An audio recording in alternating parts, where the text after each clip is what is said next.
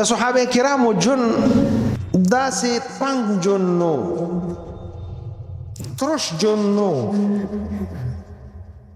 چې بس جماعت کې بناستو، صادرونه به چولی او بس غلی بناستو، لګیا بو ذکر او اذکار او عبادت او روجي او بس نورش نه نه نه. عام جندو د صحابه کرامو، خوشگوار جون، یو بل سره ټوکې ټقالې. صحابه کرامو به دغسې یو بل سره مزاح کو، ټوکې ټقالې به یې کولې. پیغمبر علیه السلام به هم خاندو او پیغمبر علیه السلام به هم هغوی ته څه نه وي، خوشحالېده به د هغوی په هغه ټوکو ټقالو باندې. ترش ژوند یې نه تېرو. د خلکو ذهن کې دا دي چې دا مولا،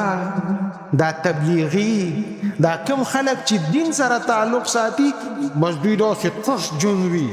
او دوی به نه خاندي او نه به خوشحالیږي او نه به چا سره ټوکې ټقالې کوي او بس دقسې یو بوټ سوټ ناست دي. نه، د صحابه کرامو او د پیغمبر علیه السلام دغسې ژوند نو. کلاو، خوشگوار، مزیدار ژوند. یو صحابه کرامو خټکی به وخوړل، یا هندوانه یا خربوزه راغلی د حدیث کې. هغه پوستکو باندې به یو باندې غزار وکړه، په بل باندې به یو بل به پیشتل. اوس مونږ به وایو چې یاره دا خدا خو مهذب خلک نو. نه نه، هغوی یو بل سره ټوکې ټقالې به کولې، په پوستکو به یو بل ایشتل. دا د صحابه کرامو ژوند.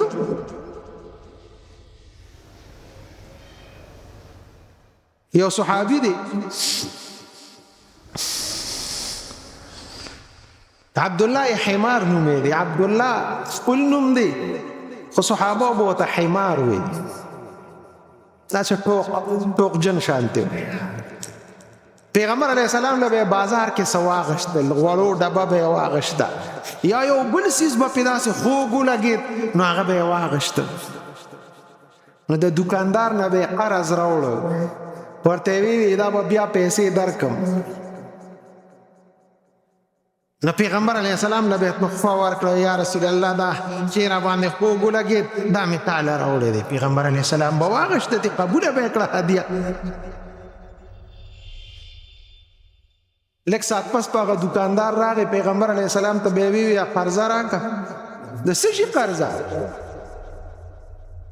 دا هغه عبدالله چې دی نو تاله غوړي راغشتي دي، تاله چې دا سودا راغشتې وه نو د هغې پیسې. پیغمبر علیه السلام به پوه شو چې دا د ما سره چلو. پیغمبر علیه السلام به زر پیسې راوویستې، هغه دوکاندار له به یې ورکړې دا واړه. د دکان نه به یې څیزونه راغشتل، پیغمبر علیه السلام نه به یې هدیه ورکوله او پیسې به هم پیغمبر علیه السلام ورکولې. دا پیغمبر علیه السلام سره به یې ټوک او پیغمبر علیه السلام به وخاندل، خوشحاله به شو. صحابه به دقسې ټوکې ټقالې پیغمبر علیه السلام سره هم کولې. غزوه تبوک کې پیغمبر علیه السلام داسې خیمه جوړه کړې وه. نا خیمه دومره وه چې پیغمبر علیه السلام په کیله راته، داسې وړه شانتې خیمه وه. نو یو صحابي دی حضرت عوف رضی الله تعالی عنه، هغه راغی پیغمبر علیه السلام ته بار ودرېد. پیغمبر علیه السلام ورته وی خیمې ته را دننه شه. نو پیغمبر علیه السلام ورته وی صحابي ورته وی غون در دننه شم که نیم در دننه شم؟ غرض دا چې ستا خو دومره خیمه ده چې ته په کیله ناست یې، نو زه پکې راځم. نو ورته وایي نیم در دننه شم که پوره در دننه شم؟ پیغمبر علیه السلام ورته وخاندل، وایي غون را دننه شه. پیغمبر علیه السلام به مو سره ټوکې کولې، صحابو سره خاندل به، ټولو به خاندل، خو مزېدار ترش ژوند دی نو د پیغمبر علیه السلام او د صحابو. داسې د ټوکو ټقالو ژوند و، خپل ګپ شپ به هم لګو.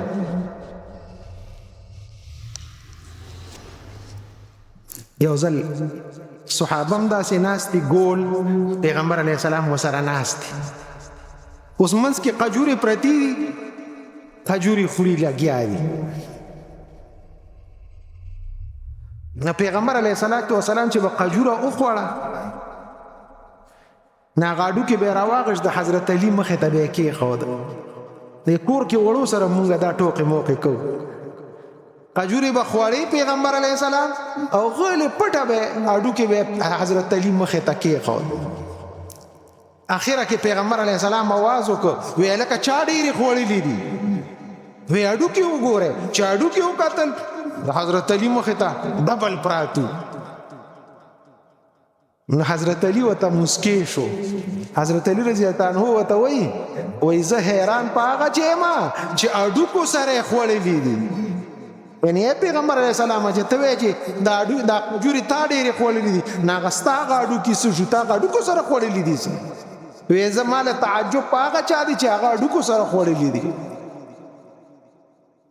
دا ټوکې ټقالي صحابه او پیغمبر علیه السلام سره کولی او پیغمبر علیه السلام به صحابه سره کولی دغه سی بیبیانو خپل مینس کې یو سړی مسلمانې ده ضحاک نوم ډیر بد شکل بد صورت راغه پیغمبر علیه السلام په لاس بیعت او مسلمان کلمه ویل یا رسول الله کلمه راته وایي دا هغه زمانہ ده چې دا د پردي حکم نور راغلی حضرت عائشه داسې ناسته وه پیغمبر علیه السلام به حضرت عائشه ته د مینې نه حمیره وي حمیره د هغې رنګ داسې تک سور سپینو نو پیغمبر علیه السلام به ورته حمیره وي ناغه ضحاک پیغمبر علیه السلام ته وایي ویجی زما دوه ښځې او دواړه تکې سرې دي نو که ستا خوښه یوه به تاله درکم اوس د دې څه مقصد دی چې ته چاته د ښځې په مخ کې داسې ووې نو ښځه به خو غوسه ورځي که نه چې ته ماله بنه راولې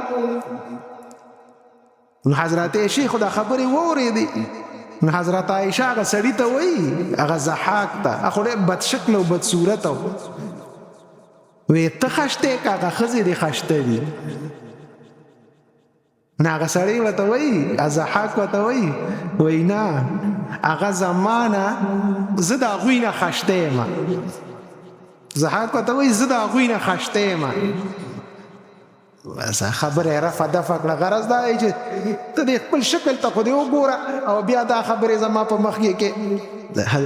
الفاظو کې یو بل سره دا هغه جواب یې ورکوله بیبیانو هم دقسې ګورې د هغوی هغه ټوکې ټقالې نه وي هغې کې به هم څه غرض و څه مقصد به و پکې او یو وي مذاق او یو وي مذاق دې ته وایي چې یو سړی پورې ته ټوکې کې او د هغه سپکاوی کې نو سپکاوی حرام دی او مزاح ټوکې ټقالې د خندا دپاره یو سړی داسې د خندا خبره وکړي دا شریعت کې جایز دي نو دغسې یو صحابي قیصه کوم دته داسې یو صحابي تیر شوی دی حضرت نعیم رضی الله تعالی عنه نن دا هغه ذکر کوم هغه ټوکي صحابي و ټوکې ټقالې به یې کولې او ټوکې ټقالې به یې همداسې وي چې ظاهري به بلکل ناروا ښکارېده داسې چلې کړې یو مېلمه راغی او د جومات نه بار د مسجد نبوي نه بار یې هغه ځای کې اوښ وتړه په سورلی راغی مسافر جومات ته لاړه پیغمبر علیه السلام سره ملاوېده اوس دا صحابه کرام بار ناست دي نو د نعیم ته دا نور ملګري وایي صحابه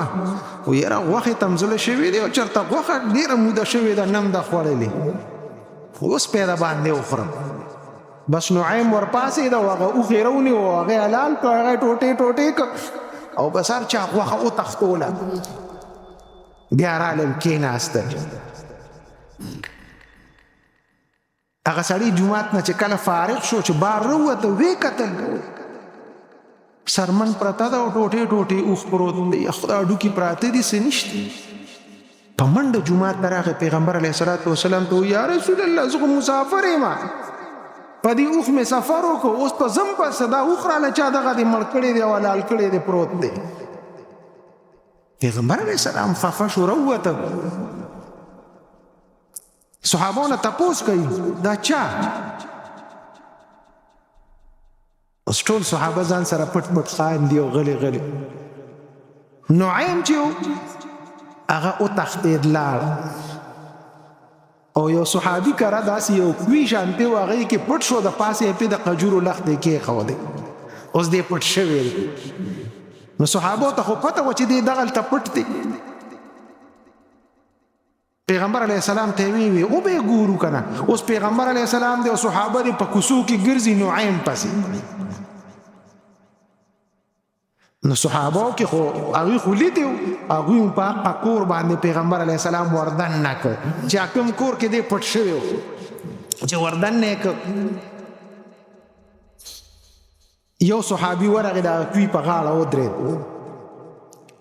پیغمبر علیه السلام ته داسې ګوتې ونیوه یا رسول الله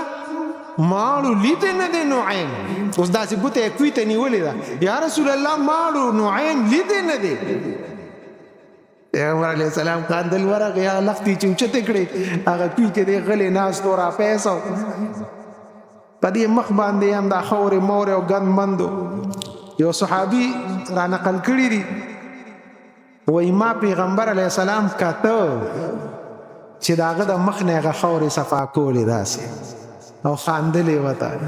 چې نعیم یې ولیده نو پوه شو چې دا د ټوقې کړي دي او دا کار یې راله کتلی دی پیغمبر علیه السلام هغه صحابي له چې چا وخو هغه له پیسې ورکړې وې دا ستا د اوښ پیسې او زه به ځان له بل اوښ پې واخلم حضرت نعیم به دغسې کارونه کول ناشنا ناشنا د تاوان کارونه به یې کول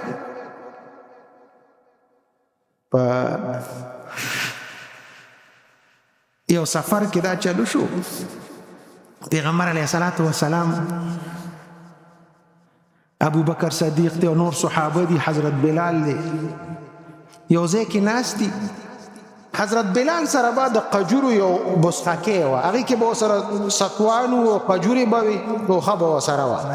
غاړې ته به یې چولې وه اوس دا نعیم راغی حضرت بلال ته وایي چې لږې قجورې خو راکړه ناغه ته خو معلوم و چې دا شرارتي سړی دی پیسه زارو کېږه نشته قجورې وی نه راکې وی داسې کار به د سره وکړم چې یاد به یې ساتي وی زه چې لاس ته خلاص چې سره سره کولی شي وکړه را سره وی ښه نعیم لاړ داسې لار وه هغه لاره باندې یو قافله تېرېده نا قافلې والا ته وایي هلکه که چاته د غلام ضرورت نو ما سره یو غلام دی حبشي غلام دی ډېر د کار تکړه دی او خرڅوم نو که څوک یې اخلی نو زه خپل غلام خرڅوم قافلې کې وخت یو کس و هغه ویل لکه زما غلام په کار بس ټیک پیسو خبره یې ورسره وکړه پیسې یې ترې واخیستې وی هغه مخامخ چې ناست دی دا زما غلام دی خو ګوره یوې خبرې به خیال ساتي دی به تا ته ډېر وایي چې زه آزاد یم زه غلام نه یم زه آزاد یم د ده خبره به نه مني بس لاس پې وله تړه او ځان سره یې بوزه سړی راغی دوه درې کسه ورپسې راغلل حضرت بلال نه لاس پې وتړل د ډېرې چغې ووالې یا لکه زه آزاد یم زه دا غلام نه یم دا تا اوس هغې ورته وایي په قلار کښېنه ستا مالک هم دا خبره کوله چې دی به داسې چغې وایي دا لیونی لاس پې وله وتړل او ځان سره یې په اوښ باندې سور حضرت بلال لاړ خرڅ یې کړ چې خرڅ یې کړ پیغمبر علیه السلام ته نورو صحابه ووایي یا رسول الله راشه که نه بلال یو ولې وایي نعیم خرڅ کړی دی پیغمبر علیه السلام زر زره قافلې والا پسې سړي ورولېږل پیسې یې وله ورکړې ویې لاړ شي هغه ترې راخلاص کړې هغوی پسې پیسې یوړې هغه یې راخلاص کړ چې کله راغی اوس نعیم هم داسې ولاړ دی او حضرت بلال هم داسې ولاړ دی پیغمبر علیه السلام کله نعیم ته ګوري خاندي او کله بلال ته ګوري خاندي نعیم به داسې کارونه کول رضی الله تعالی عنه د پیغمبر صحابي دی خو دا ټوکې ټقالې دا به صحابو یو بل سره کولې یو ځل ټوقي صحابي دی نو د نور څه تذکره نشته دا ټوقي د تذکره ده بس د بدغه کارونه کول یو پسترګو حافظو وړوندو ناغه جمعات کې ولاړو نو دا نعیم هم ولاړو وی لکه ته څوک دی ځکه وی نعیم ما وی مهرباني وکمال امتیاز راغلی دی مالک سارا ته بوزا ناپی سه به د لاسه ونیو او دا سي توراتو په واپس راوځه جمعات په یو ګټ کې کېنه وې دلته او کدا صحرا ده بس هغه خو پیسې وو هغه خو پستر ګوندو هغه په جمعات کې امتیاز وکړي چې نور صحابه او تقیال شو رامنډه کړ یا پیسې خدای دې که جمعات کې امتیاز وکړي ودا هغه نعیم ما ته وی چې صحرا ده امتیاز پکې کوا خلک پوي شو چې نعیم وسره چل کړي دي وې دې کما غیر کو دې زما لاس لراغې کنه د سره به زه ګورم یو سورہ چې تیرې شوې اوس پیسې په جمعات کې ولاړ دی دا نعیم وته आवाज بدل کو راغې وته وای نعیم سره خوستا روانه ده او هغه د پمانځه ولاړ دی ورشه او لفته والا او دا سر پی وخه اوس د قضیه کې حضرت عثمان رضی الله تعالی عنہ هغه امیر المؤمنین او دا هغه زمانہ ده بیا پیغمبر علیہ السلام زمانہ ختم شي و د دین نعیم تقریبا صد پاسه سل کال عمر نو پیغمبر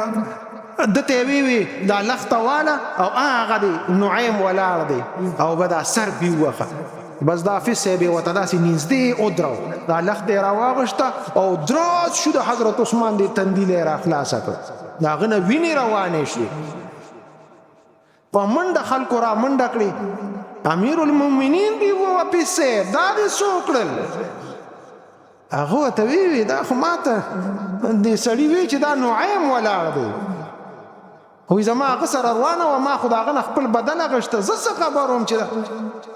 حضرت عثمان باندې ویني را روانه وي حضرت نعیم خلق رونی او ری واست حضرت عثمان لا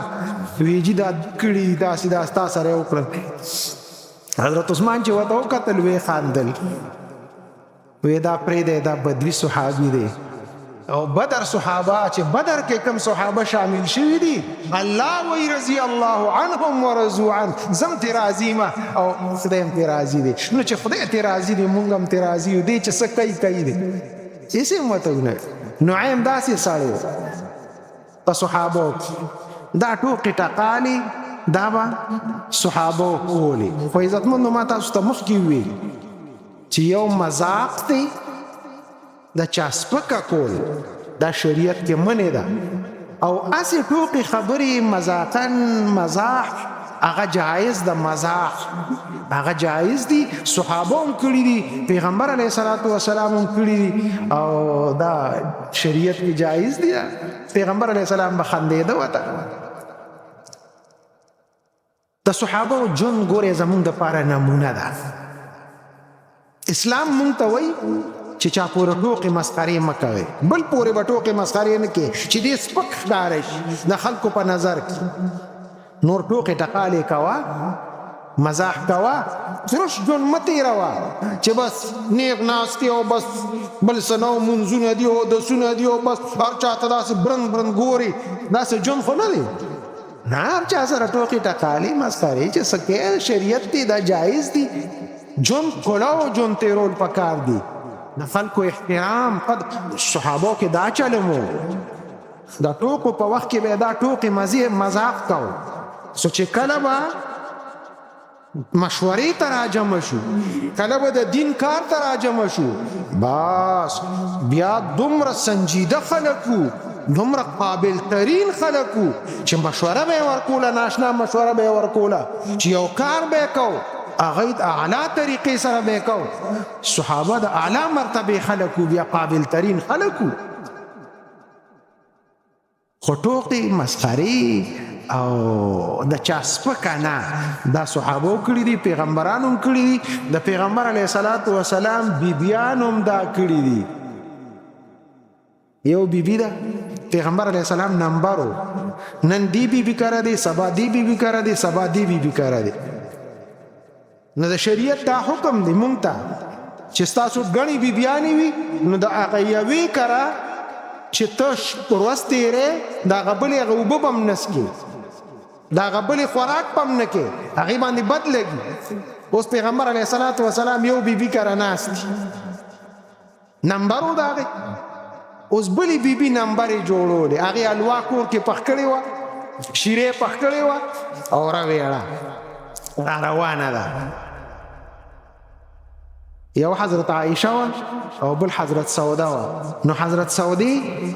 حلوا را روانه کړې ده او پیغمبر علیه السلام دی راوړه نو په بنه خو ډېر بد لګي دا کار نو حضرت عائشې باندې دا خبره بده ولګېده چې ته زما په کور کې دی او ته د هغه ځای نه حلوا راوړې پیغمبر علیه السلام ته نمبر یې جوړې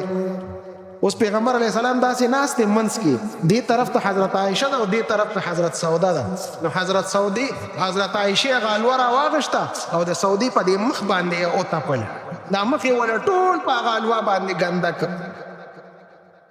پیغمبر علیه السلام دا خپه داسې راغونډه کړه داسې وروستو شوتې غرض یې دا و چې پرېږده چې ودرېږي دقسې چې یو بل باندې دقه هغه کوي نو حضرت سودې موټې را ډک کړ او د حضرت عائشې په مخ باندې دا حلوا غونډه ومږله د دواړو مخونه هغه داسې هغه شو بد شو شیره پې پورې شوه پیغمبر علیه السلام خواندل ووته دې او دې دقسې په جګړه بیبیانو هم دا ټوکې مسخرې دا به کولې پیغمبر علیه السلام یو بیبي سره راوړل د بلې کور ته هغه بلې بیبي داسې واغېشتل وې دا دې څه راوړل وې دا مې پیغمبر علیه السلام نه څه پخ کړي دي او پلیټ یې داسې ونیو لرې یې ترې وویشته وې سس منډه کړه پوی شو هغه هر څه پوی شو پیغمبر علیه السلام خاندل ورغې او لګیا د ځمکې نه هغه ترکاري و که هر څه و هغه یې راغونډول او خاندلې پیغمبر علیه السلام په دې خبرو باندې بد نه ګڼل دا یو بل سره ټوکې مسخرې مزاح خو د یو بل سپکوالی هغوی نه دی کړی یو بیبي د بلې قدر کو بلې به د بلې قدر کو امهات المؤمنین دي خو دا چې پیغمبر علیه السلام هغوی باندې رد نه دی کړی دا مونږ ته دا تعلیم دی ټوکې مسخرې کوئ خو دا ده چې د چا سپکه مه کوئ د صحابو دقه تعلیم دی او دغه ژوند دی عزتمندو یوه خبره بله کوم یو مسلې چا تپوس کړی دی مسله دا ده د شعبان روجه 15 شعبان ډېر زیات ثوابونه دي دې میاشت کې پیغمبر علیه السلام ډېرې روجې نیولې نو ثوابونه ډېر زیات دي خو تپوس یو سړی دا کوي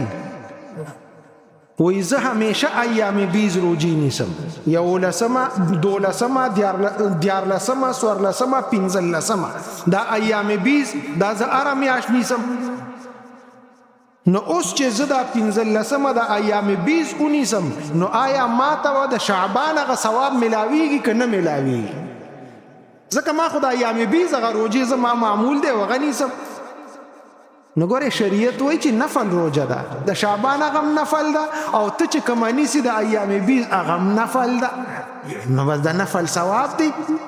تعالی به خدای پاک د شعبان هغه ثوابونه درکړي چې څومره د شعبان ثوابونه دي هغه پیغمبر علیه الصلاة والسلام د شعبان په شپه د 15 شعبان د شپې به ټوله شپه عبادت کو او د ورځې به روجه نیولې وه نو د اجرونه دي ثوابونه دي څوک وایي د یو کال د روجو ثواب دی چا 2 کالم لیکلي دي روایاتو کې راغلي دي ډېر ثوابونه دي انفرادي عبادت پیغمبر علیه السلام کړی دی راجمع شوي څوک نه دي چې اجتماعي عبادت یې کړي که څوک روجې نیسي ډېر د ثواب ورځې دي پیغمبر علیه السلام به دې میاشت کې ډېر روجې نیولې الله دې موږ هم ټولو له توفیق راکړي اللهم صل علی محمد وعلى ال محمد